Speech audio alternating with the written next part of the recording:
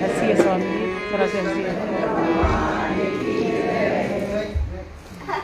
श्री कृष्ण जन्मभूमि की जय। जानते हैं कि क्यों मैं बुलवा रहा हूँ?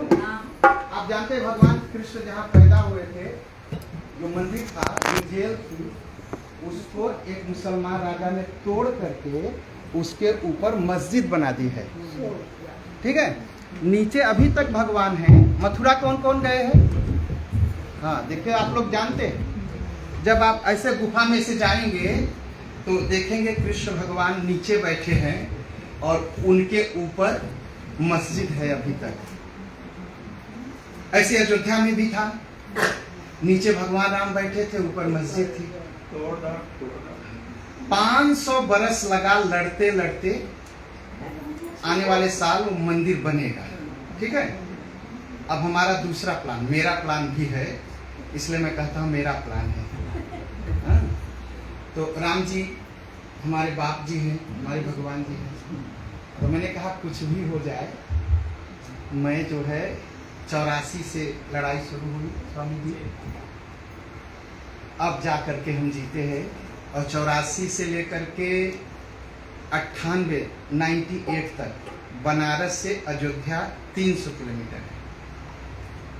अब आपको सत्य बताता हूँ, इतना पैसा तो मेरे पास नहीं था कि मैं जाऊँ, तो मैं 300 किलोमीटर साइकिल से चल के जाता था। और मैं कहता था कि भगवान मैं आऊँगा, यहाँ मंदिर बनेगा, उसके लिए कुछ भी हो जाए, लड़ाई हो जाए, झगड़ा हो जाए, गोली चल जाए, मैं जेल चला जाऊँ, सब कुछ सहूँगा, लेकिन मंदिर बनेगा। मंदिर बना ना। अब हमारी लड़ाई कृष्ण भगवान के लिए है। चाहे गोली चल जाए, चाहे गोली लग जाए, चाहे मुझे जेल हो जाए, लेकिन मैं भगवान कृष्ण का मंदिर बनाऊंगा। और कैसे बनाऊंगा? न गोली चलाऊंगा, न बंदूक चलाऊंगा, न लड़ाई करूंगा। भगवान से कहता रहूंगा और कहता रहूंगा, बोलिए श्री कृष्ण जन्मभूमि की जय। बस इतना कहते रहेंगे आप ना, बन जाएगा। बस इतना ही बोलिए, श्री कृष्ण जन्मभूमि की जय। ज्ञानवापी, ज्ञानवापी नहीं, मस्जिद नहीं। देखिए उनके मुंह से मस्जिद निकला। ज्ञानवापी मस्जिद कभी हो सकता है? नहीं हो सकता ना। ज्ञानवापी जहाँ शंकर भगवान रहा करते थे, बाबा विश्वनाथ का मंदिर था, उसको औरंगजेब, जिसको कहा जाता है खरौ तो मोखौ, मैं कहता हूँ लुटेरा मुगल, चोर मुगल, हाँ यही शब्द मैं यूज करता हूँ, कुछ लोग नाराज होते हैं। कसाई मुगल, हत्यारा मुगल, रेपिस्ट मुगल, ठीक है, ये सब उनके नाम हैं। हमारे शंकर भगवान के मंदिर को तोड़ करके वहां पर मस्जिद बनाई है, और उसका नाम क्या रखा गया है? ज्ञानवापी मस्जिद। ज्ञानवापी संस्कृत शब्द है, मस्जिद के साथ अच्छा नहीं लगता। आधी लड़ाई हम सब जीत चुके हैं, आधी बाकी है, और जल्दी आप देखेंगे कि वहां शंकर भगवान साक्षात प्रकट होंगे। ठीक है, और शिवलिंग जो वहां था मंदिर के नीचे, उसमें पानी भर के उसमें लोग गोड़ धोते हैं, ये मुस्लिम, और कहते हैं पीसफुल, क्या कहते हैं? Religion of peace, peace peace piece.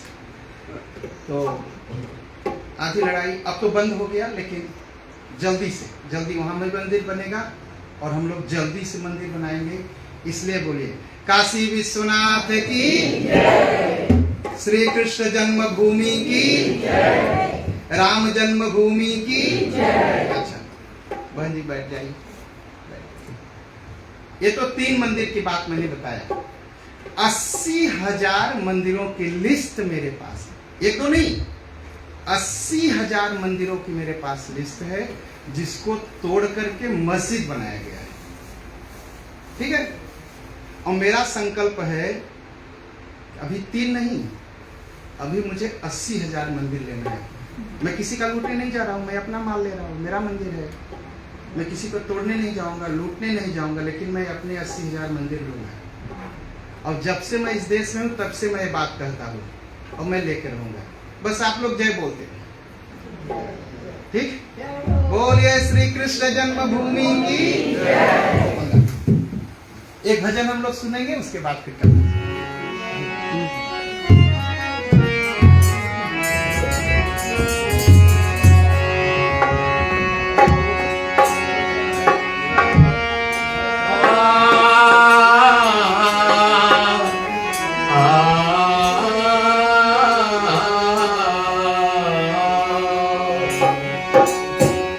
Gauri Ganpati मनाई के किया धरो शारदा ध्यान। राग साज वर्णन करो, कृपा करो जन जान। कंठ विराजे सरस्वती, हृदय बसे महेश। बजरंगी रहे दाहिने, कि काते सकल कले। विप्र को प्रणाम करूं, कि संतन को कर जोर। विप्र को प्रणाम करूं, कि संतन की कर जोर। कृपा दृष्टि कीजिए मुझ पर, मति मेरी है तो।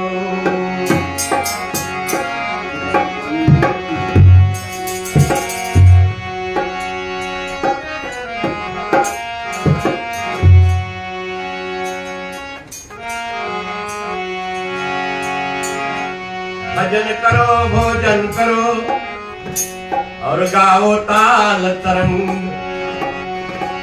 सबके हृदय में ही लाग रहे, कि पार्वती शिव संग। जो करते रहोगे भजन धीरे धीरे।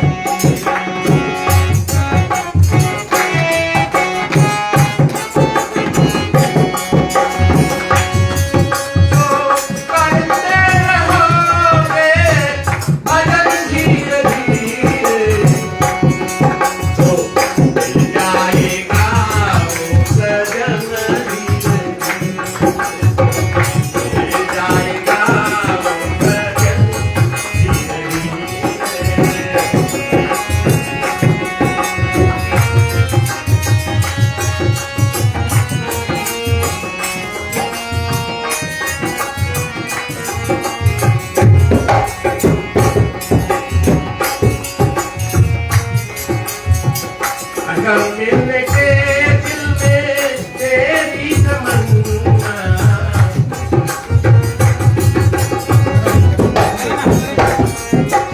अगर मिलने की दिल में है ये तमन्ना,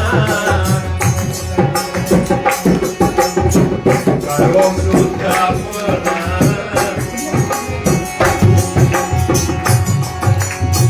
करो शुद्ध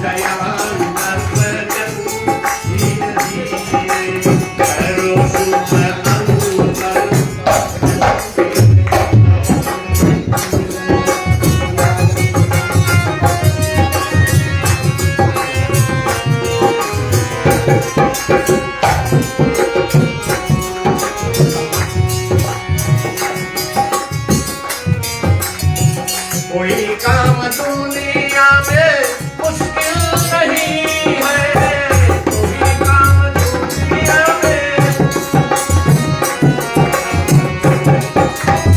कोई काम दुनिया में मुश्किल नहीं है। जो कोई काम दुनिया में मुश्किल नहीं हो, जो करते रहोगे जतन धीरे धीरे।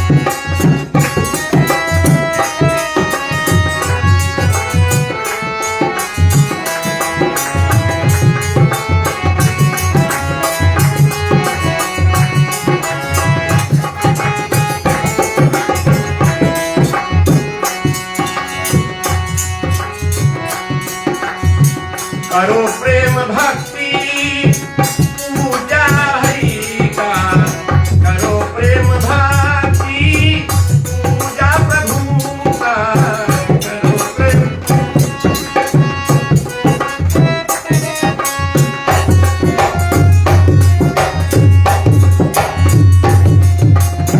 करो प्रेम पूजा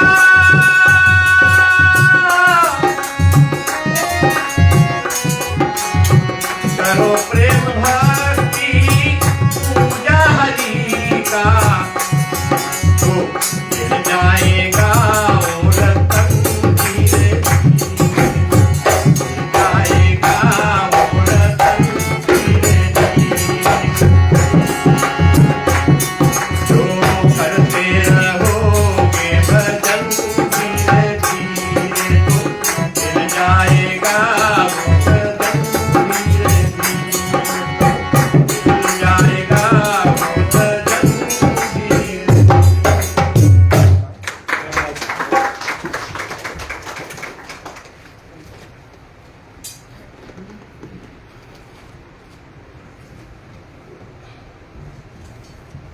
बोलिए उमापति महादेव की जय, सियावर रामचंद्र भगवान की जय, श्री कृष्ण चंद्र भगवान की जय, श्री गुरुदेव महाराज की जय। हर हर महादेव। सभी उपस्थित भक्त प्रणजन, आज हम लोग जन्माष्टमी के लिए मनाएंगे। कुछ लोग कल भी मना रहे हैं, कुछ लोग आज भी मना रहे हैं। ये फर्क क्यों होता है समझते हैं? क्यों ऐसा होता है? लोग कहते हैं हिंदुओं का त्योहार 2 दिन क्यों होता है? टेलीफोन बहुत सुंदर बज रहा है, अगर उसे बंद रखेंगे तो बड़ा अच्छा रहेगा। नहीं किसी का भी हो, लेकिन बज बहुत सुंदर रहा है, लेकिन थोड़ा आराम से जी। हम लोग सोचते हैं ना ये हिंदुओं का त्योहार 2 दिन क्यों होता है। अच्छा, एक ही दिन एक ही समय सारी दुनिया में रोशनी होती है? नहीं ना। हम लोग कह सकते हैं दुनिया भर में एक ही दिन सूरज क्यों नहीं निकलता, आधा ही निकलेगा आधा डूबा रहेगा। ऐसे ही है, जैसे सूरज एक साथ सारी धरती पर नहीं दिखाई पड़ता, वैसे जो हमारे त्योहार है, जो हमारे तिथि है, जो हमारे नक्षत्र हैं, एक जगह सब एक साथ सब जगह तो नहीं हो सकते। जब चंद्रमा यहाँ दिखाई पड़ेगा जरूरत नहीं है कि भारत में दिखाई पड़े, और भारत में जब दिखाई पड़ेगा जरूरत नहीं है यहाँ दिखाई पड़े, फर्क रहेगा ना। इसीलिए हमारे त्योहार 2 दिन हो जाते हैं, क्योंकि हमारे त्योहार जो है बहुत अच्छी तरह रेकन किए जाते हैं। कब हमारी तिथि आएगी, कब अष्टमी आएगी, कब नवमी आए। लोग मजाक उड़ाते हैं। दाते मजाक कौन उड़ाता है? जो कुछ नहीं पढ़ना चाहता। अगर आप पढ़ना चाहेंगे, समझना चाहेंगे, तो पूरी तरह से समझेंगे कि हमारे त्योहार ज्यादातर 2 दिन के होते हैं। और मुश्किल है, हम पंडित जी लोग हैं, हम लोग पढ़ते नहीं, बता नहीं पाते आपको। तो हमारे त्योहार इसीलिए 2 दिन होते हैं कि 2 सूरज एक ही साथ सब जगह नहीं निकल सकता, इसीलिए फर्क। तो आज जन्माष्टमी है। फिर लोग मजाक करते हैं, देखियो हिंदुओं के भगवान जन्म लेते हैं और मरते हैं, ऐसा कहते हैं मजाक में, लेकिन वो नहीं समझते। हमारे भगवान आते हैं फिर चले जाते हैं, 2 बार। भगवान क्या है? भगवान कैसे रहते हैं सब जगह? और फिर हिंदू लोग कहते हैं भगवान सब जगह है, तो जन्मदिन क्यों मनाने की जरूरत है? तो जब सब जगह है तो पैदा कैसे होता है? फिर जब सब जगह है तो चला कहाँ जाता है? सवाल करते हैं ना लोग। हमारे भगवान, जिसके भगवान कमजोर होते हैं, ठीक है, वो न तो जन्म लेते हैं न मरते हैं। हमारे भगवान जन्म ले सकते हैं, हमारे भगवान शरीर छोड़ सकते हैं, हमारे भगवान जा सकते हैं, हमारे भगवान आ सकते हैं, और हमारे भगवान सब जगह रह भी सकते हैं, क्योंकि हमारे भगवान सब कुछ कर सकते हैं। अब दूसरों से आपके भगवान जन्म नहीं लेते पूछे, क्योंकि वो सब कुछ कर सकते हैं, जन्म नहीं ले सकते। और हमारे भगवान सब कुछ कर सकते हैं, इसलिए जन्म भी ले सकते हैं, इसलिए भगवान प्रकट भी हो जाते हैं। और भगवान छिप भी जाते हैं, क्योंकि हमारे भगवान सब कुछ कर सकते हैं। बस इतना ही भर। लेकिन अब लोग नहीं समझते, तो कहते हैं आप शास्त्र से समझाइए। अब शास्त्र से समझाने के लिए 2 किलो घी रोज खाना पड़ेगा। क्यों स्वामी जी?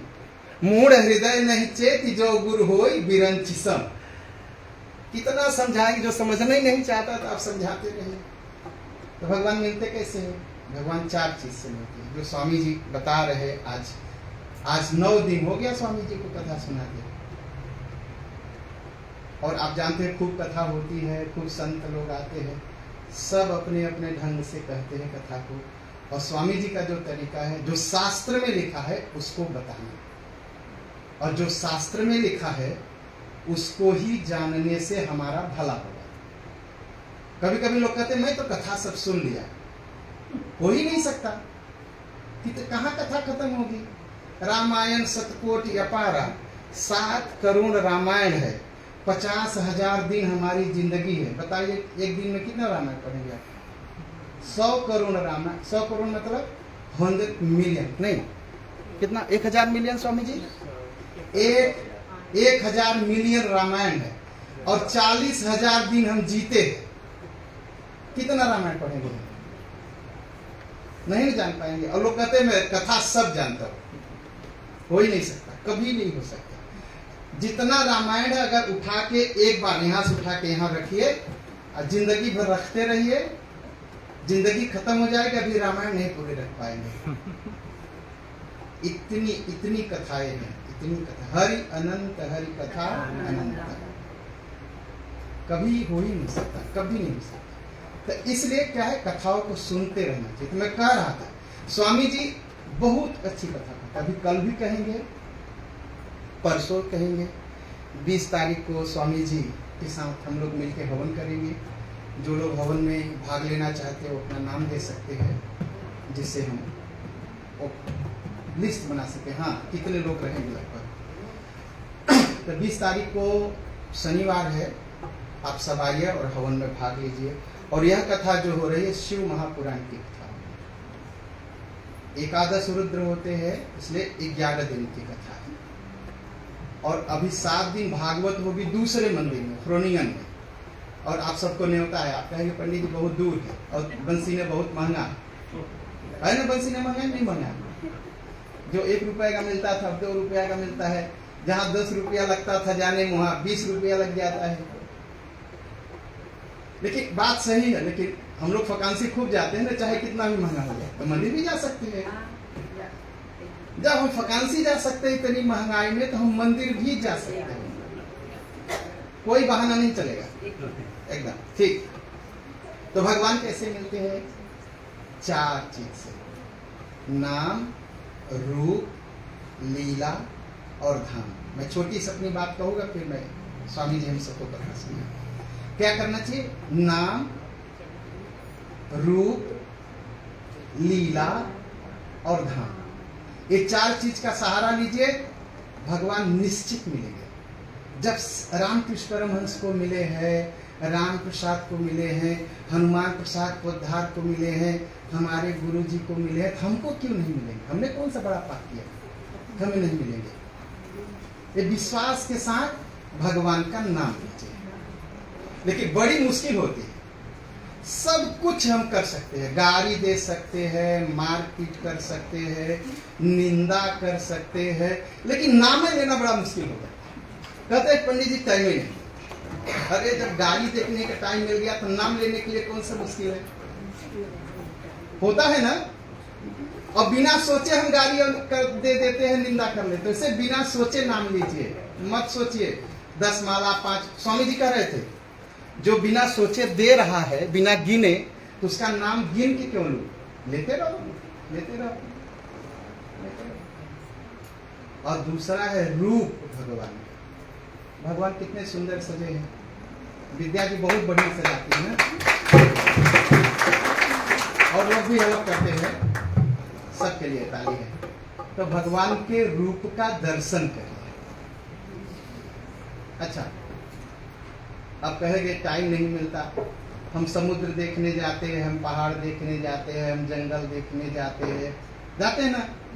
हम ब्याह देखने जाते हैं, हम लड़ाई देखने जाते हैं, हम झगड़ा देखने जाते हैं। मैंने कहा था सब छोड़ दीजिए, खूब करिए। अगर आपको सुख मिले तो खूब करिए। मैं जानता हूँ सुख नहीं मिलेगा। सुख मिले तो खूब पहाड़, नदी, जंगल और झगड़ा, लड़ाई खूब देखिए, लेकिन उसमें से थोड़ी देर भगवान को देखिए। थोड़ी देर भगवान को देखिए, आपको शांति मिलेगी। तीसरा कौन सा है? लीला। भगवान की कथा को सुनिए, भगवान की कथा को सुनिए। कह गया वहां जाना है, वहां जाना है, वहां जाना है, ये सुनना सुनना। गड़बड़ है कि हम सुनना नहीं चाहते। मुझे भी अच्छा लगता है जब किसी की निंदा होती है तो मैं भी पूछता हूँ, भैया फिर से कहो तो, फिर से नहीं सुना। आप भी करते हैं, मैं भी करता हूँ। अगर कुछ छूट गया एक शब्द, फिर से पूछते, भैया फिर से बोलो तो, नहीं सुना। और निंदा इतना बढ़िया सुनते हैं हम लोग कि भोजन भूल जाते हैं, घड़ी भूल जाते हैं, नौकरी पर देर से पहुंचते हैं। ये सब होता है। आप कहेंगे आपको कैसे पता? मेरे साथ होता है तो आपके भी साथ होता है। निंदा का रस जो है बड़ा बड़ा अच्छा लगता है, लेकिन दुख देता है, बहुत दुख देता है। जितना निंदा सुनेंगे उतना दुख आएगा।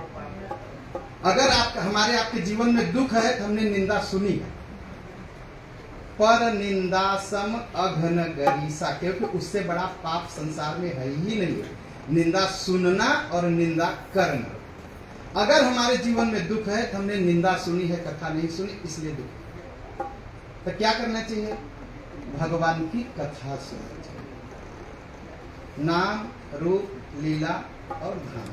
अगर गलत कहूंगा तो मास्टर बैठे हमारे स्वामी जी, एकदम पीठ के पीछे धमक देंगे।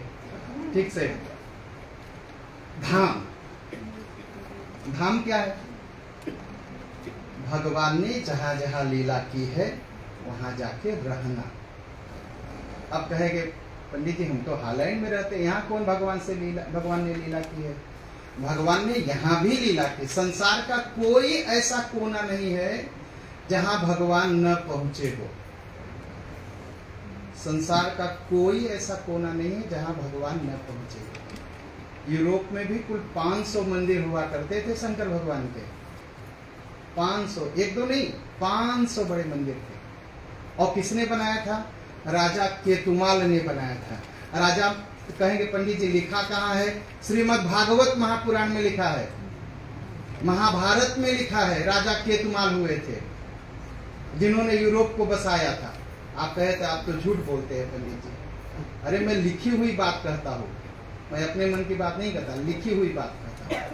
तब कहे कि मैंने ऐसा पढ़ा, ऐसा पढ़ा, ऐसा पढ़ा। कहाँ से पढ़े? लिखा है तब तो पढ़े ना। तो जब वो बात लिखी हुई सही है तो जो मेरे श्रीमद् भागवत महापुराण में लिखा है वो भी सत्य है। तो इसलिए यह पूरे यूरोप में सनातन धर्म था और शांति थी। तब नहीं कोई कहता था कि हाँ हमारे भगवान को गाली दोगे तो गला काट देंगे, हमारे भगवान के लिए कुछ लिखोगे तो मैं गला काट दूंगा। हुआ ना अभी अमेरिका में, गला काटा गया ना। न्यूज देखते हैं आप लोग? पिछले हफ्ता हुआ, अभी गला काटा गया ऐसे। भारत में भी हुआ। तो जब तक सनातन धर्म था तब तक गला नहीं किसी का कटता था। जब सनातन धर्म खत्म हुआ तब गला काटने की परंपरा चली। हमारे भगवान को कहोगे तो मैं गला काट दूंगा। तो फिर से दुनिया में शांति आए और सुख आए, इसीलिए मंदिर बनते हैं और इसीलिए मंदिर को हेल्प करना चाहिए, इसीलिए कथा सुननी चाहिए, इसीलिए यह सारा संसार जो है भगवान की लीला भूमि है। भगवान ने कुछ न कुछ लीला किया है। इसलिए जहाँ भी मंदिर है, धाम, जहाँ भी मंदिर है वहाँ जाइए, भगवान को फूल चढ़ाइए, भगवान को सिर झुकाइए और अपनी मेहनत की जो कमाई है, ध्यान दीजिएगा, अपनी मेहनत की जो कमाई है उसमें से भगवान की सेवा के लिए कुछ रखिए। अब आप कहेंगे पंडित जी आप तो पैसा मांगने को उतर आए। देखिए मेरा धर्म है। ठीक है, मेरा धर्म क्या है? बाभन के धन केवल भिक्षा। ब्राह्मण को मांगते रहना चाहिए, अपना पेट भरने के लिए नहीं, सनातन धर्म के प्रचार के लिए। मैं अपना धर्म पूरी तरह करूँगा, मैं तो मांगता रहूँगा, कोई कुछ भी कहे मैं मांगता रहूँगा। मेरा धर्म वो है, और मेरा धर्म है मांग करके भगवान की सेवा में लगना। तो धाम में जाइए तो अपनी मेहनत की कमाई से कुछ भगवान की सेवा के लिए कुछ अन्न और धन रखिए। ये कोई कलयुग है ना। अब हम लोग भगवान को देख लेते हैं, भगवान की मूर्ति भी बड़े ध्यान से देखनी चाहिए। नंदी को देखे हैं, नंदी 3 पैर तोड़ के बैठता है, एक पैर ऐसे किया रहता है। जानते हैं क्यों? धर्म के 3 पैर टूट चुके हैं, सत्य, दया और दान। यही है ना स्वामी जी। एक ही पैर पर धर्म खड़ा है, वो है दान। सत्य, दया, दान और तप, ये धर्म के 4 पैर हैं। 3 टूट चुके हैं, केवल एक पैर बचा है, दान। दान करना ही कलयुग में धर्म है। क्योंकि देखिए नंदी कहीं भी देखेंगे एक पैर पकड़ेगा। फिर कलयुग में धर्म बचा है केवल एक पैर से, वो है दान। जरूरत नहीं आप यहीं आके दान दीजिए, आप कहीं भी मंदिर में जाइए, जहां आपको अच्छा लगे आप दान दीजिए। और अभी कोई था मैं जाते हैं पंडित जी, कोई भी मिल जाता मैं 1 यूरो पकड़ा दे। हम कहा आप जानते हो क्या करता है 1 रुपए का? कहे मुझसे क्या मतलब है? आपके पैसे से वो गांजा पी के अगर कहीं मर जाएगा तो कहीं आपका पैसा कारण बना ना। इसलिए तो दान दीजिए जहां आपके धन का शुभ उपयोग हो। और सबसे बड़ा जो शुभ माना गया है, आपका धन भगवान की सेवा। तो बहुत अच्छी बात, आप सब बहुत ध्यान से सुने मेरी बात को।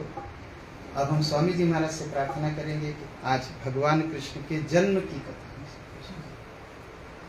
और भगवान पैदा होते हैं यदा यदा ही धर्मस्य ग्लानिर्भवति। ग्लानि का मतलब क्या है?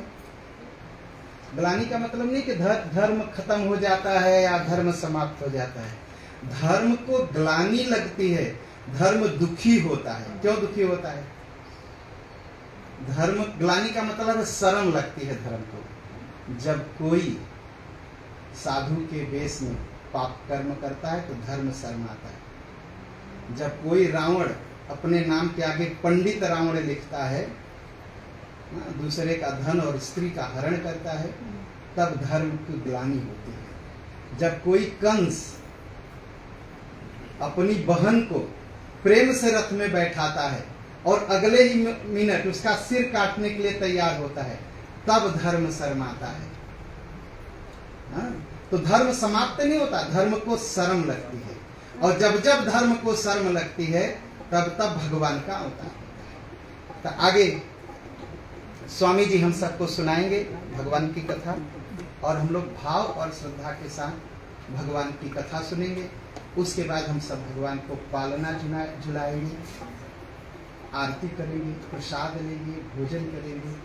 और अगर देर हो जाए तो नाराज मत होइएगा मेरे ऊपर, ठीक है? हाथ जोड़ने और प्रार्थना करें।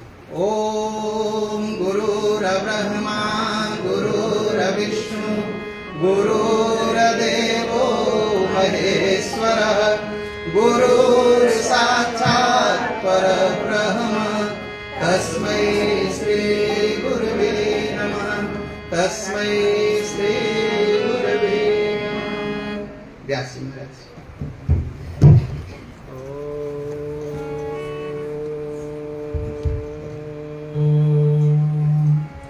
कस्तूरी तिलकं ललाटपटले वक्षस्थले कौस्तुभं नासाग्रे वरमौक्तिकं करतले वेणुकरे कङ्कणम् सर्वाङ्गे हरिचन्दनं सुललितं कण्ठे च मुक्तावली गोपस्त्री परिवेष्टितो विजयते गोपालचूडामणि गोपालचूडामणि। शङ्करं शङ्कराचार्यं केशवं बादरायणं सूत्रभाष्य कृतो वन्दे भगवन्तौ पुनः पुनः। ईश्वरो गुरुरात्मेति मूर्तिभेदविभागिने व्योमवद्व्याप्तदेहाय दक्षिणामूर्तये नमः। नारायणसमारम्भाः शङ्कराचार्यमध्यमाः श्रीविश्वदेवप्रियन्तां वन्दे गुरुपरम्पराम् वन्दे गुरुपरम्पराम्। कर्पूरगौरं करुणावतारं संसारसारं भुजगेन्द्रहारं सदा वसन्तं हृदयारविन्दे भवं भवानी सहितं नमामि। भवं भवानी सहितं नमामि। हर हर महादेव शम्भो काशी विश्वनाथ वन्दे। हर हर महादेव शम्भो काशी विश्वनाथ वन्दे।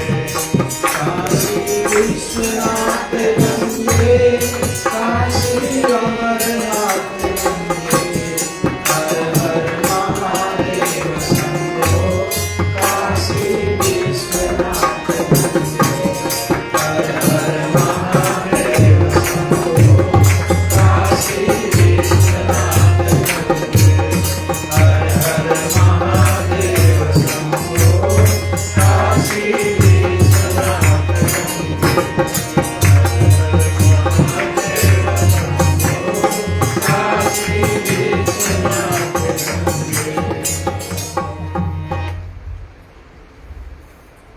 बोलिए दक्षेश्वर भगवान की जय। श्री राम जय जय राम। श्री राम जय जय राम। श्री राम जय जय राम। श्री राम जय जय राम। श्री राम जय जय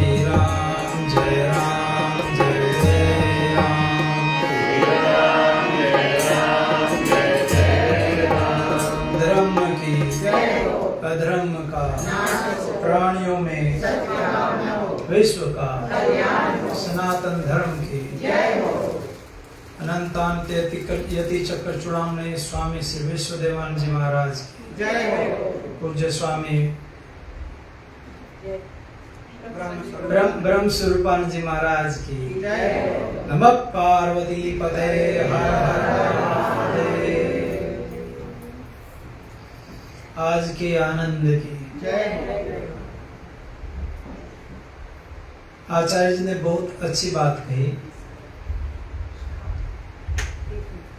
मैं धन्यवाद देना चाहूंगा आचार्य जी को। उन्होंने आरंभ भी बहुत अच्छे से किया इस कार्यक्रम का, और वो हेतु हैं इस विदेश भूमि में आकर के इतनी दूर शुद्ध भारत से इतनी दूर आए, और आप सभी धन्यवाद के पात्र हैं। निश्चित ही मैं आप सभी को भी कोटि से धन्यवाद देता हूँ। निश्चित ही आपके पूर्व जन्मों के जो पाप हैं उनका क्षय हुआ है, और जो आपके इस जन्म के पुण्य हैं उनका उदय, और जन्म जन्मांतर के पुण्यों का उदय हुआ है। तभी आपकी धर्म में मति है। आप यहाँ भगवान दक्षेश्वर महादेव के प्रांगण में बैठे हैं और भगवान शिव की कथा को सुन रहे हैं। आज भगवान शिव की कथा, इस कथा के अंतर्गत ही आज हमारा सौभाग्य है कि आज भगवान श्री कृष्ण का जन्मदिन है और कृष्ण जन्माष्टमी है। तो हम सब आज भगवान श्री कृष्ण के जन्म का उत्सव मनाएंगे, और आप सबको मैं बहुत बहुत बधाई भी देता हूँ भगवान श्री कृष्ण के जन्माष्टमी के महापर्व की। यह भगवान श्री कृष्ण ही ऐसे कृष्ण हैं, ऐसे भगवान हैं भगवान श्री कृष्ण देखिए कृष्ण शब्द का मतलब क्या है, पहले तो ये समझिए। कृष्णात कृष्णा, जिनके अंदर आकर्षण है, जो खींचते हैं। आप कभी भगवान श्री कृष्ण की आपने उनकी लीलाओं को देखना। देखिए नाम, रूप, लीला और धाम, जो चार जी आचार्य जी ने बताए आपको, इनको समझने की भी जरूरत है। भगवान श्री कृष्ण 8वें अवतार हैं भगवान विष्णु के। इससे पहले भगवान विष्णु के 7 अवतार हो चुके थे। मेरे हिसाब से सभी को पता होगा कौन कौन से अवतार हुए थे भगवान श्री कृष्ण को। सबसे पहले कौन हुए थे अवतार? मत्स्य अवतार।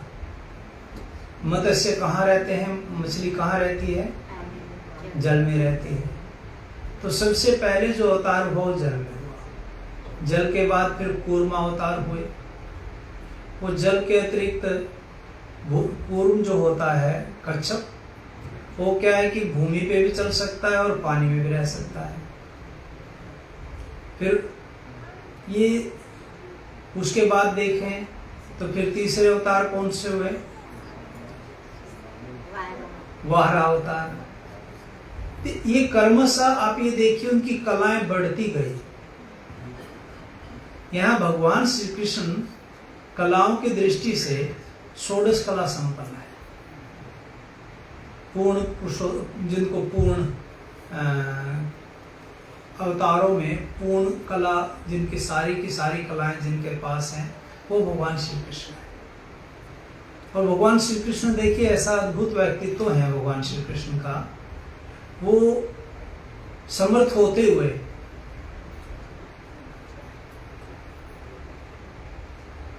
उनके अंदर सामर्थ्य थी, फिर भी 99 गालियां सुनते हैं। समर्थ होते हुए भी सुनने की सामर्थ्य है। सुदर्शन चक्र रहते हुए भी मुरली बजाते हैं। और इतने बड़े राजा होकर के जिनके पास चतुरंगणी सेना है, सारथी का पद लेते हैं। आप ये देखिए भगवान श्री कृष्ण अपने आप में उनका जो व्यक्तित्व है बहुत अद्भुत है। भगवान श्री कृष्ण ये ऐसे व्यक्तित्व हैं जो अर्जुन क्या था? अर्जुन तो युद्ध से भाग रहा था। आप गीता पढ़ो, महाभारत देखो, महाभारत में देखो, अर्जुन तो कह रहा है कि मैं क्यों इस युद्ध को करूं? सामने मेरे रिश्तेदार हैं, मेरे भाई बंधु हैं, मुझे उनसे लड़के क्या करना? मैं तो भिक्षा मांग करके भी रह लूंगा। अर्जुन लड़ना नहीं चाहता था, बल्कि अर्जुन तो कृष्ण को कहता, तस्मात् किम कर्मणि घोरे माम योजसी केशवा, भाई आप मुझे इस घोर कर्म में क्यों इसमें लगा रहे हो? आप ये देखिए भगवान श्री कृष्ण साइकोलॉजिस्ट हैं, मनोचिकित्सक। वो कैसे? अर्जुन जब पहला अध्याय गीता का आप शुरू होता है, उसमें अर्जुन विषाद योग नाम का पहला अध्याय है गीता में।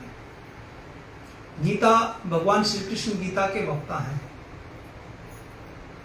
ऐसा उपदेश, गीता अपने आप में एक अद्भुत ग्रंथ है और ऐसा उपदेश है जीवन की हर समस्या का समाधान आप गीता से खोज सकते हैं।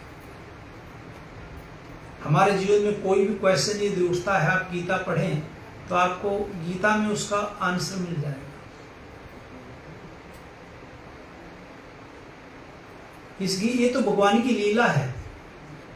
सर्वोपनिषदो गाओ दोग्धा गोपाल नंदना पार्थो वत्स सुधीर भोक्ता दुग्धम गीतामृतम महत। ये जो भगवान श्री कृष्ण ने गीता का अमृत दिया है, वो पूरी सृष्टि के लिए है, सब मानव मात्र के लिए है, लोकोपकार के लिए है।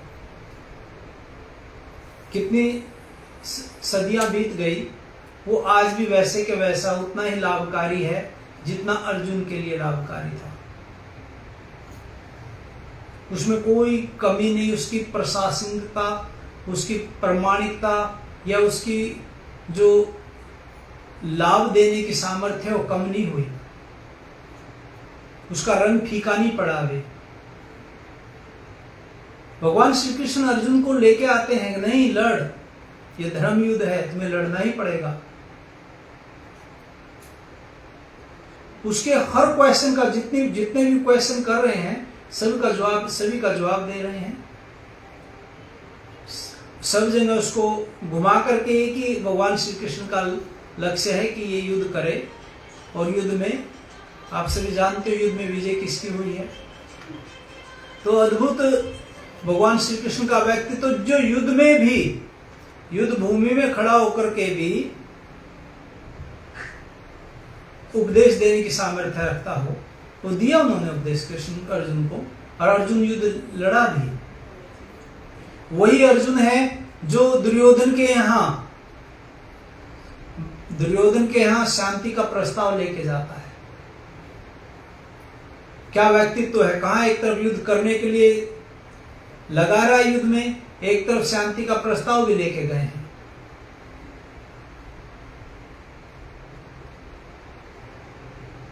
बाकायदा केवल 5 गांव के लिए बोला है, केवल दुर्योधन को कहा कि केवल पांडवों की तरफ से मैं प्रस्ताव रख रहा हूं, राजदूत बन के गए हैं बाकायदा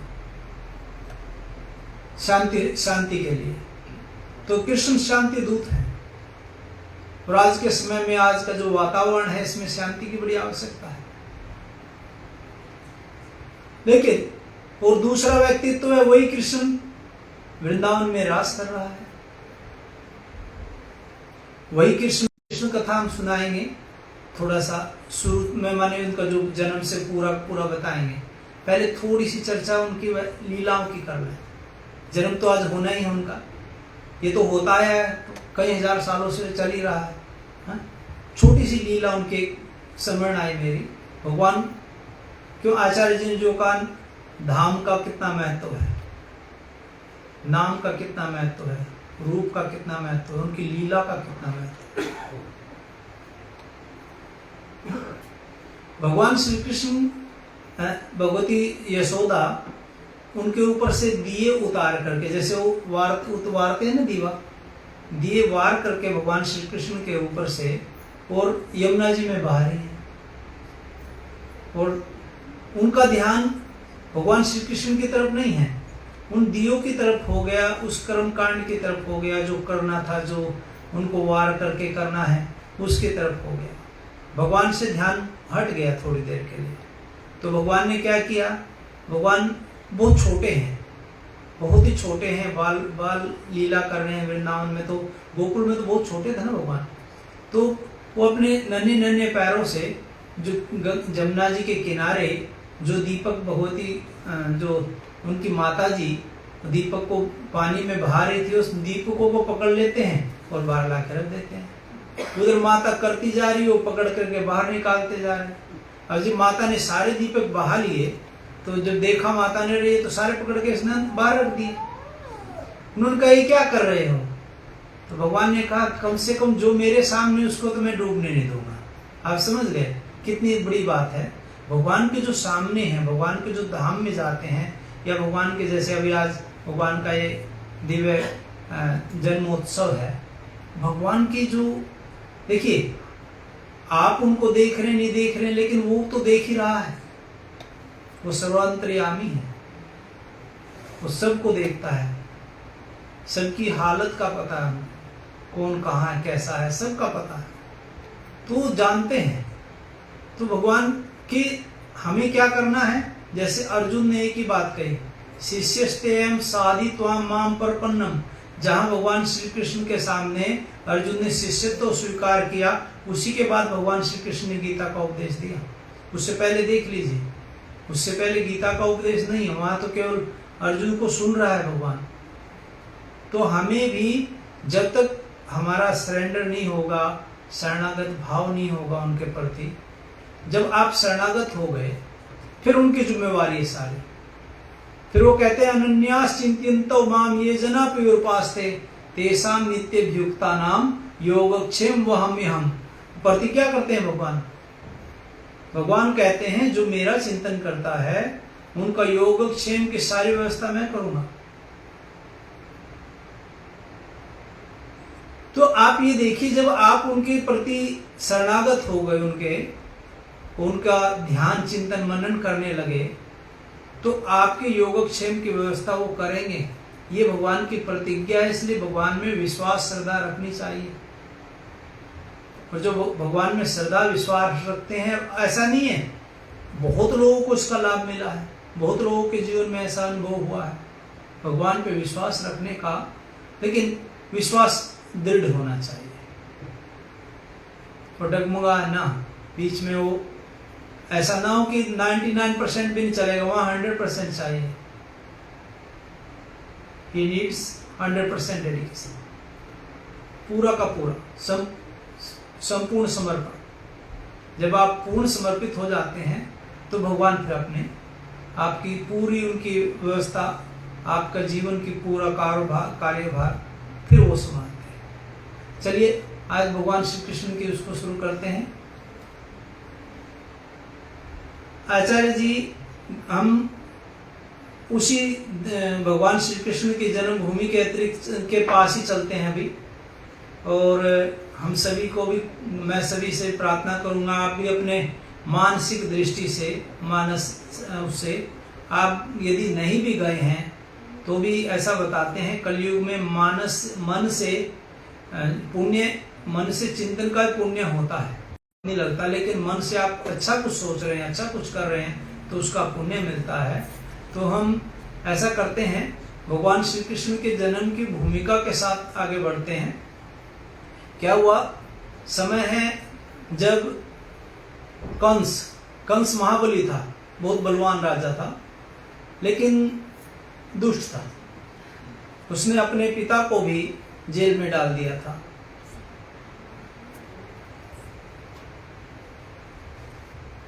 वो देवकी का विवाह है किनके साथ? वसुदेव के साथ। ये वसुदेव यदुवंश के एक वो है, सेनापति कहिए या सरदार कहिए, एक बड़े बेड़े के।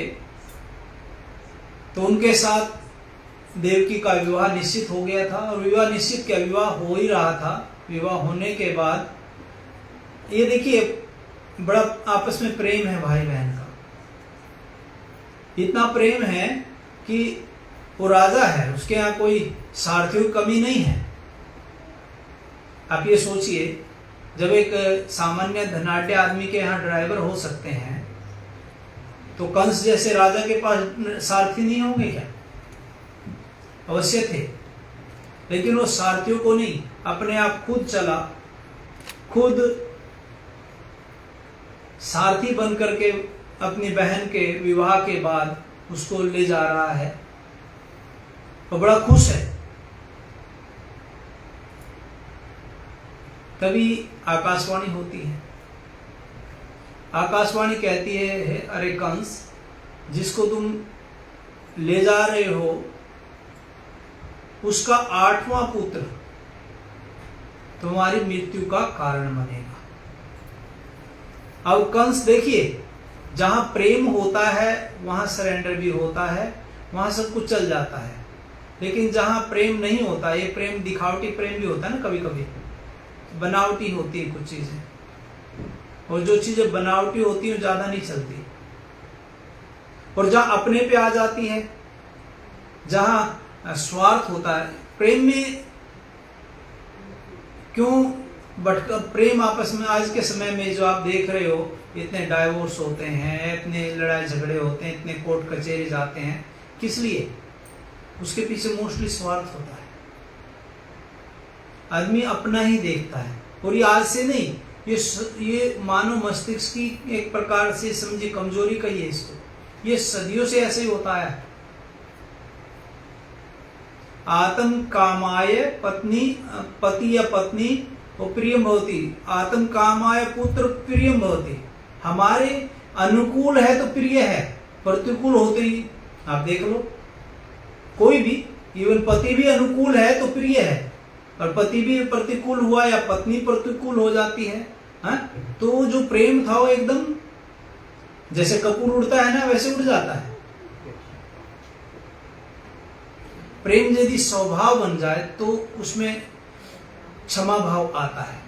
लेकिन जहां प्रेम केवल संबंधों की जहां अहमियत हो, लाइक संबंध जहां where is a relation more importance, if you are giving importance to your relation then your profit, like आप अपने प्रॉफिट से ज्यादा अपने संबंधों को बचाने की इम्पोर्टेंस देते हैं, तो संबंध चल सकता है। जहां प्रेम है वहां संबंध निभते हैं, और बहुत बार होता है ऐसा। लेकिन आजकल तो स्थिति ऐसी है, यदि पिता पुत्र को डांटता है तो उसमें पिता ही पुत्र ही वापस बोलने लगते हैं आजकल। कंस जैसे पुत्र पहले भी थे, अभी भी हैं। कंस के पिता ने यही कहा तुम ऋषियों को अत्याचार मत करो, कहा कि तुम भी जेल जाओ, उनको भी जेल डाल दिया। तो ये कंस जैसे ये ऐसा नहीं कि इसी समय में ये पहले भी थे। तो ये जहां संबंधों में आप ये मैं बताऊं, जहां आपका प्रेम बलिष्ठ है संबंध, वहां आपका स्वभाव बन जाता है प्रेम। और जहां केवल आप निभा रहे हैं संबंध को, जहां आपका प्रेम में वो कई बार होता है हम प्रेम निभाते हैं केवल दिखाने के लिए करते हैं, वास्तव में प्रेम होता नहीं। तो यहां यही ऐसा इनके साथ है। कृष्ण के जो कंस है वो कंस सिर्फ संबंध दिखा रहा है, निभाने के लिए दिखाने के लिए निभा रहा है? लेकिन जब आया कि इसका ही बेटा तेरे प्राण हरेगा, तुरंत ही बाल पकड़ के नीचे खींच लेता है। फिर वसुदेव समझाते हैं उसको कि हे कंस, इसमें इसका क्या दोष है? तुम्हें ये तो मारने वाली नहीं, तो इसकी जो 8वीं संतान है तो मारेगी। तो 8वीं संतान मैं तुम्हें लाके देता हूं, मैं वचन देता हूं।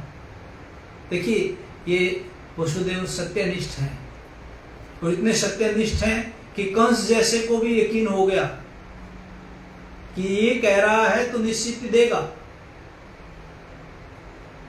कोई क्वेश्चन नहीं है, कोई डाउट नहीं है।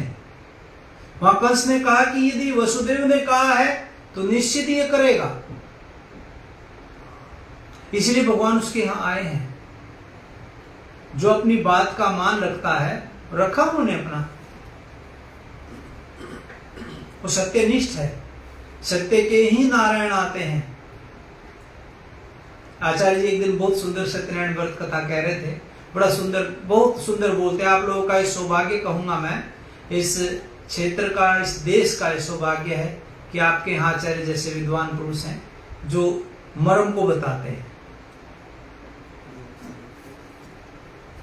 बोल श्री कृष्ण भगवान की।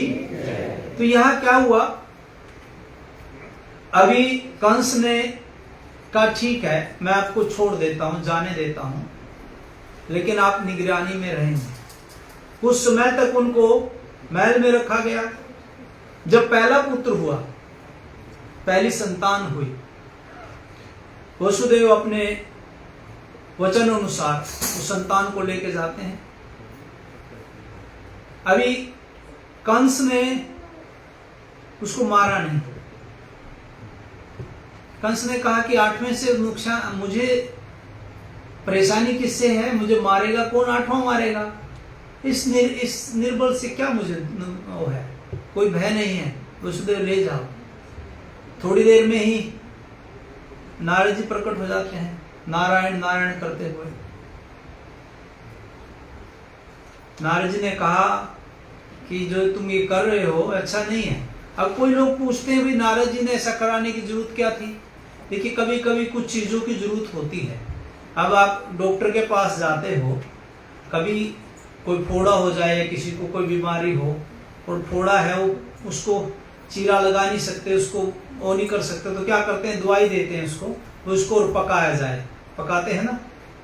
और यदि उसको समाधान हो सकता है तो उसको दवाई दे करके उसको दवा भी देते हैं। तो कंस इतना पापी था कि उसको नारद के उपदेश से वो ठीक सुधरने वाला तो था नहीं। कंस ने, और ये नारद भी जानता है, कंस भी जानता है, कोई नारद के उपदेश का उनके ऊपर कोई प्रभाव पड़ने वाला नहीं था। तो क्या किया उन्होंने कहा कि चलो फोड़े को पका ही लिया जाए, इसके पापों का घड़ा जल्दी भरे। नारद जी ने तो उसका पापों का, क्योंकि जब तक उसका पूरे पापों का घड़ा नहीं भरता तब तक तो उसको मारा नहीं जा सकता था। तो नारद जी ने उसको ये ऐसी सलाह दी, उन्होंने कहा कि कमल पत्र ले, कमल का फूल दिखाया, कहा कि कंस ये देखो इसमें जो 8 पंखुड़ी है, अष्टदल का कमल था, तो इसमें पहली कौन सी? अब कंस कहता है मुझे क्या पता, अब जहां से शुरू करो वही पहली। बोले यही बात है, इन देवताओं का कुछ भरोसा नहीं, ये पता नहीं कौन से को पहला कह करके तुम्हें मार देंगे। अब कंस के दिमाग में भ्रम आ गया। कंस ने कहा कि कह तो ठीक रहा है, मैं क्यों रिस्क लूं। तो कंस ने उसके पहले पुत्र को ला करके दीवार को फेंक करके दीवार पे मारा और उसको मार दिया। तो उसके पाप बढ़ने लगे। अभी देखिए जघन्य पाप हुआ ये एक प्रकार से हत्या, और वो भी निरीह बालक की हत्या, एक बहुत बड़ा पाप किया उसने। तो धीरे धीरे उसके पाप बढ़ने लगे। फिर तो हर बार जो पुत्र हो, अब जेल में डाल दिया उनको, भाई कहीं इधर उधर बच्चा ना ले जाए। नारद से पूछा उसने, आप क्या कहते हैं? बोले नारायण नारायण, मुझसे क्यों कॉल आते हो? भाई मैं क्यों साधु के से क्यों पूछते हो कि क्या करना है? तुम्हारा अपना विवेक, तुम अपने हिसाब से करो। दुष्ट बुद्धि था ही कंस। उसने कहा ठीक है, फिर तो सभी को मार देते हैं। तो जितने बच्चे हुए, पहले 6 बच्चों की हत्या कंस ने कर दी, जघन्य पाप किया। तो उसके बाद क्या हुआ? 7वां जो देवकी के गर्भ में पुत्र आया, उसको रोहिणी के गर्भ में योग माया की कृपा से उसको रोहिणी के गर्भ में उन्होंने, रोहिणी कौन है? ये भी वसुदेव की ही पत्नी है, और इनके गर्भ में उनको पहुंचा दिया गया। और जब कंस को पता चला, कंस खुश हो रहा, देखा मेरे डर से गर्भ ही नहीं, माने इस बार गर्भ ही गिर गया। कंस को तो खुशी थी इस बात की, बाकी कंस को क्या जानकारी योग माया की, क्या भगवती की क्या इच्छा है, या भगवान की क्या लीला है, कंस को पता नहीं है उस बात का। वही बलदाव के रूप में पैदा हुए। बोल बलदाव महाराज की। ये बलदाव कौन है? बलराम कौन है? कल बलराम षष्ठी भी थी, कल परसों थी। तो बलभद्र उनका जन्मदिन था कुछ दिन पहले, 2 दिन पहले। तो ये शेषावतार है। राम जी के टाइम में छोटे थे, तो इनको बड़ा ये लगता था कि मैं छोटा हूं, मुझे दबाया जाता है। भगवान विष्णु ने कहा कोई बात नहीं, मेरे अगले जन्म में तुम्हें बड़ा बनाएंगे, है ना, ऐसा ही। तो ये इनको बड़ा बनाया, इस जन्म में उनको बड़ा बना के भेजा। तो लेकिन चली फिर भी कृष्ण की ही, आपको बताऊंगा बाद में कैसे। तो यहाँ क्या हुआ? 7वां गर्भ उनका बच्चा वो मार नहीं पाया कंस, क्योंकि फिर 8वां भगवान श्री कृष्ण जब उनके गर्भ में अवतरित होते हैं माता देवकी के, तो दिव्य प्रकाश होता है, अद्भुत प्रकाश होता है। भगवान श्री कृष्ण उनके गर्भ में प्रकट होते हैं, और उसके कारण क्या है, इतना देवकी के चेहरे की आभा बदल जाती है। अब जब उसने देखा यहाँ के वासुदेव और जो वहाँ आसपास में और लोग जो थे, पहरेदार, द्वारपाल, ये जो रक्षक थे, सब लोग उस योग माया की कृपा से कहिए या भगवान की लीला कहिए, जिस दिन जन्म होना था उस दिन उनके सारे बंधन कट जाते हैं, जो देवकी वासुदेव के, और वो जितने भी द्वारपाल हैं वो सब सो जाते हैं। योग माया की ऐसी कृपा होती है। अरे आपको एक और बात बताऊं, हमारे यहाँ नरवर, एक उत्तर प्रदेश में एक जगह है नरवर, नरोरा के पास में, वहाँ हमारे गुरुजी हैं, बाबा गुरुजी। वो कभी कभी भगवान की कथा सुनाते हैं। वो कहते हैं कि जो आज के समय में रात तक जागरण होता है, आज के समय ये जन्माष्टमी में रात में जागरण होता है, तो कुछ लोग क्या करते हैं, जो पहले ही सो जाते हैं तो उनको उसी कैटेगरी में डालते हैं। वो कहते हैं वो सारे उसी कैटेगरी के लोग हैं। आप समझ गए? बोल श्री कृष्ण भगवान की। तो ये आप भी अपने को देखिए, आप किस कैटेगरी में आते हैं। आप जागने वालों में से, सोने वालों में से है, आप अपना देखिएगा। लेकिन आज के समय में जागरण का महत्व है। ये शिवरात्रि में भी जागरण का महत्व है और जन्माष्टमी में भी जागरण का महत्व दिया है, बताया है भगवान का जन्म का महत्व। और ये आचार्य जी ने कहा कि हमारे यहाँ हर त्योहार दो क्यों होते हैं। देखिए हमारे देवता तो बहुत सारे हैं, एक बात। दूसरी बात, यहाँ एक हमेशा से स्रोत और स्मार्थ, माने वैष्णव के लिए और शाक्त जो शैव हैं और वैष्णव हैं, ये हमेशा से अपनी सुविधा अनुसार, और कुछ पंचांग का भी वो है। कुछ लोग कहते हैं कि उनके अलग अलग गणनाएं करते हैं, जैसे कई कई जगह तो श्रावण अभी चल भी रहा है कुछ पंचांगों के हिसाब से, कुछ पंचांगों के हिसाब से माने वो खत्म हो गया। तो ये चंद्रमान और सूर्यमान और बहुत सारी कैलकुलेशन है। लेकिन क्या है कि हमारे यहाँ जो वैष्णव और शैव में पहले क्या था, बड़ा आपस में विवाद रहता था। पहले हमारे यहाँ पंचदेव पूजा का विधान है, हमारे भारतीय संस्कृति सनातन धर्म में। पंचदेव में कौन कौन है? गणपति जी, गणपत्य है वो। सूर्य भगवान के उपासक सौर कहलाए, भगवती के उपासक शाक्त कहलाए, और भगवान विष्णु के जो उपासक हैं वो वैष्णव कहलाए, और जो भगवान शंकर के उपासक हैं वो शैव कहलाए। तो ये शैव, शाक्त, वैष्णव, सौर और गणपत्य, इनमें आपस में थोड़ा थोड़ा कभी मतभेद रहते थे। मैं ये नहीं कहता कि अच्छा है वो, लेकिन भगवान शंकराचार्य ने, जो हमारे आदि गुरु शंकराचार्य हुए, उन्होंने इन सभी को के साथ शास्त्रार्थ किया, और शास्त्रार्थ करके सभी को पराजित किया। उसमें बहुत सारे लोग थे, ऐसा नहीं कि यही थे, कापालिक और पता नहीं कितने सारे, शैवागम में ही बहुत सारे थे, शैव थे, अलग अलग प्रकार के शैव थे। तो सभी को एक सनातन धर्म के पताका और झंडे के नीचे लाने वाले हमारे आदि गुरु शंकराचार्य थे। ये अभी आप देखो, अभी तो जहाँ भी मंदिर भी बनते हैं तो पंचदेवायतन के मंदिर बनते हैं, ऐसा नहीं है। हम लोग सनातन धर्मी जो लोग हैं, हम सभी में भगवान विष्णु को भी मानते हैं, भगवान शिव को भी मानते हैं, भगवती दुर्गा का भी हम आदर मान करते हैं, और भगवान गणेश जी को भी। तो ये वहाँ कोई उसका भेद नहीं है, केवल कुछ लोग मनाने की सुविधा के हिसाब से, कुछ लोग पहले मना लेते हैं, कुछ बाद में मनाते हैं। और आचार्य जी की बात ठीक है, जैसे सूर्य एक जगह एक जैसा नहीं निकलता। आज यहाँ निकला है। आपको ये बताऊं, रशिया में तो ऐसा होता है कि एक जगह दिन निकल रहा है, एक जगह शाम हो रही होती है। बड़ा लंबा, बहुत बड़ा रशिया, यूरेशिया कहलाता है। इधर से लेके उधर तक 8 घंटे का 9 घंटे का फर्क पड़ जाता है। अब अमेरिका में रात होती है तो यहाँ दिन होता है। आप देख लो, ये विश्व में ऐसा है, क्योंकि गोल है ना पृथ्वी, तो उसी हिसाब से समय भी ऐसे ही चलता है, समय चक्र जो है। तो इसीलिए कुछ लोगों ने अलग अलग मत हैं, और हमारे यहाँ क्या है कि सनातन धर्म में छूट है, ये आज़ादी है, स्वतंत्रता दी है। यही तो सनातन धर्म की विशेषता है। देखिए, यहाँ विविधता में एकता है, जहां विविधता में एकता वही सनातन है। तो आज मनाओ या कल मनाओ, भगवान का उत्सव ही तो मनाना है। उत्सव जितना अच्छा मने अच्छी बात है, उसमें कोई बुराई नहीं है। और ये चला आ रहा है, बहुत पहले से चला आ रहा है, आज से नहीं। बदलने का प्रयत्न किया कुछ लोगों ने पंचांग में ऐसा किया, लेकिन क्या है कि कुछ परंपराएं ऐसी हैं वो बदलने को तैयार नहीं है। वो कहते नहीं, हमारे तो दादा ऐसे मनाते, परदादा ऐसे मनाते थे, तो उसी वो परंपराएं हो गई। अब उनको एक प्रकार से ट्रेडिशनल हो गया ये मामला।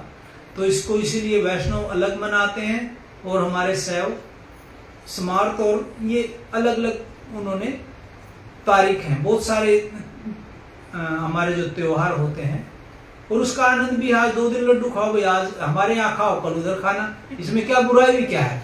बोल शंकर भगवान की। तो ये कोई परेशानी नहीं है, इस चीज को हमें करना नहीं चाहिए।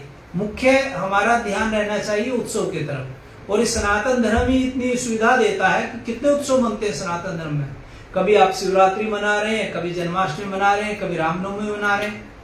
तो ये सनातन धर्म की विशेषता है, इतने उत्सव जहां मनाए जाते हैं।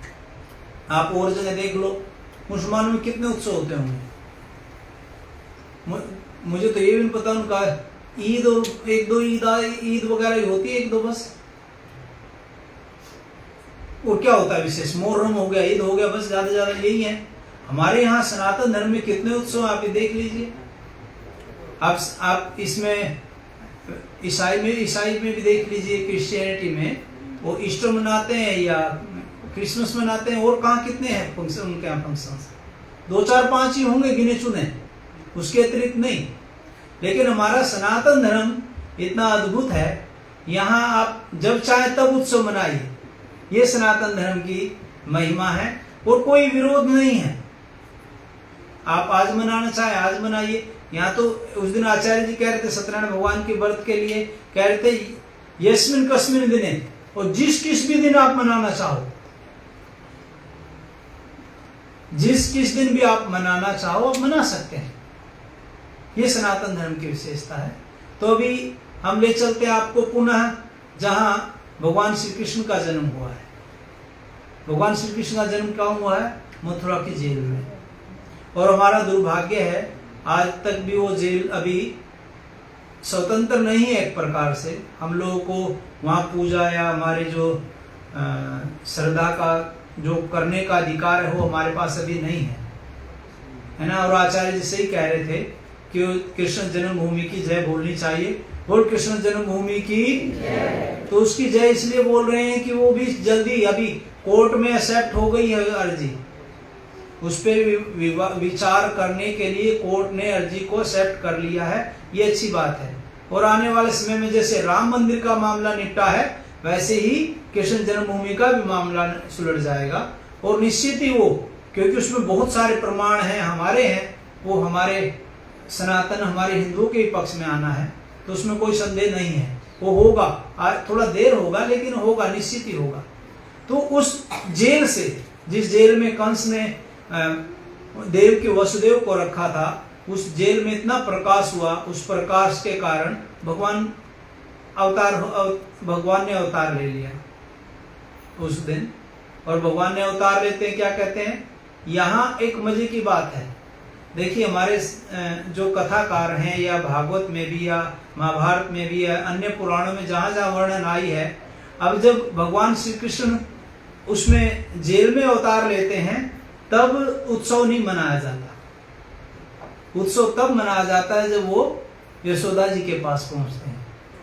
तो देवकी जी, क्योंकि यदि वहां उत्सव मनाएंगे भी तो जेल में है, तो वहां से भगवान की प्रेरणा से वासुदेव को प्रेरणा होती है कि उनको आप कहा यशोदा जी और नंद बाबा के यहाँ भगवान श्री कृष्ण को पालने में उठा करके ले जाते हैं। सारे बंधन खुल गए, सारे जो द्वारपाल थे, पहरेदार थे, सब मूर्छित होकर गिर पड़े।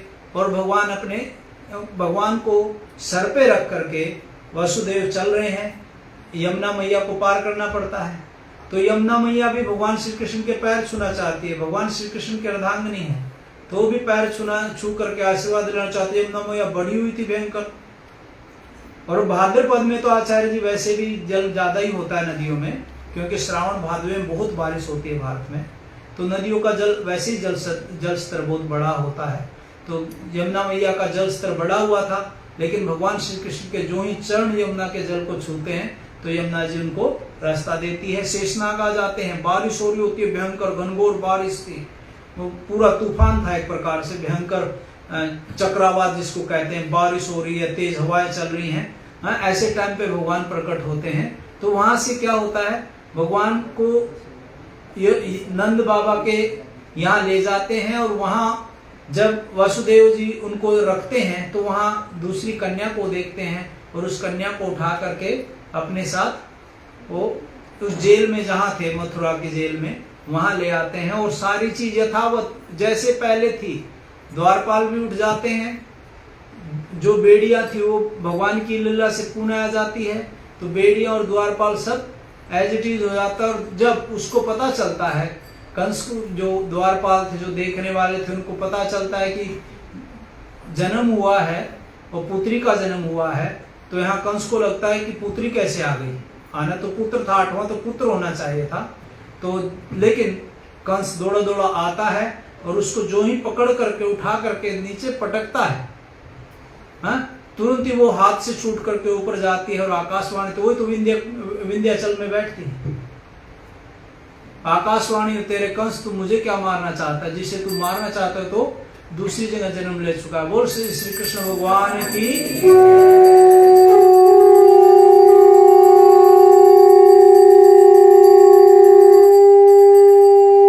तो अब सुबह जब सुबह होती है, यशोदा जी के बगल में बालक देखती है और उनको पता चलता है, भगवान की लीला से सब ऐसा था कि उनको कुछ ध्यान ही नहीं रहता क्या हुआ, किसी को कोई घटना का पता नहीं चलता। और फिर नंद बाबा को पता चलता हमारे यहाँ बालक हुआ है। नंद बाबा 75 साल के हैं, 75 ईयर्स, और उनको ये था ही नहीं कि बच्चा हो भी जाएगा, लेकिन भगवान की कृपा से उनके यहाँ बाल गोपाल होता है और तो बड़ा उत्सव मनता है। हाथी घोड़ा पाल की जय कन्हैया लाल की, हाथी घोड़ा पाल की जय कन्हैया लाल की, हाथी घोड़ा पाल की सभी लोग भगवान श्री कृष्ण का व्रत की आपको सभी को बधाई, बहुत बहुत बधाई हो सभी को। भगवान श्री कृष्ण ने जन्म लिया है। जय आचार्य जी। आप एक भजन श्री कृष्ण भगवान की जय, उमापति महादेव की जय। कृष्ण भगवान जब पैदा होते तो लोग क्या गाते हैं? सोहर। कौन कौन गाएगा सोहर? मिली जुली गावई के बधैया, बधैया गाव सोहर हो, आजो कृष्ण के भइले जनमवा, जगत गावै सोहर हो। ये बनारस वाला, सुरीनाम वाला। मिली जुली गावै के बधैया, बधैया गाव सोहर हो, आजो कृष्ण के भइले जनमवा, जगत गावै सोहर हो, आजो कृष्ण के भइले जनमवा, जगत गावै सोहर हो।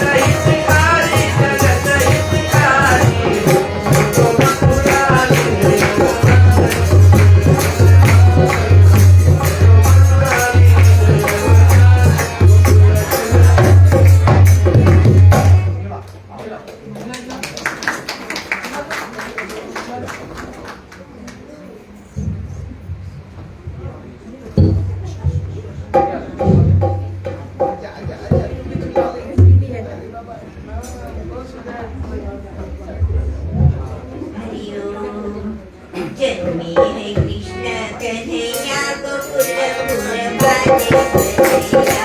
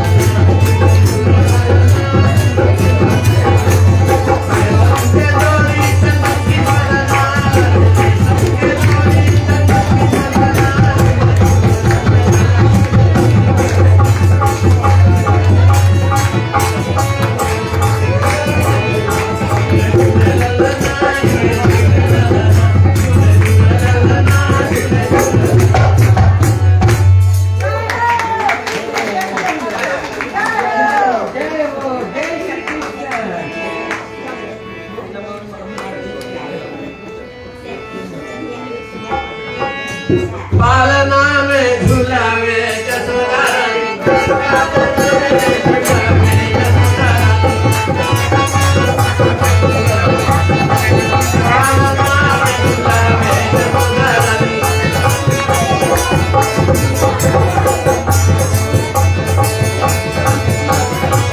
पालना में झूलावे जसोदा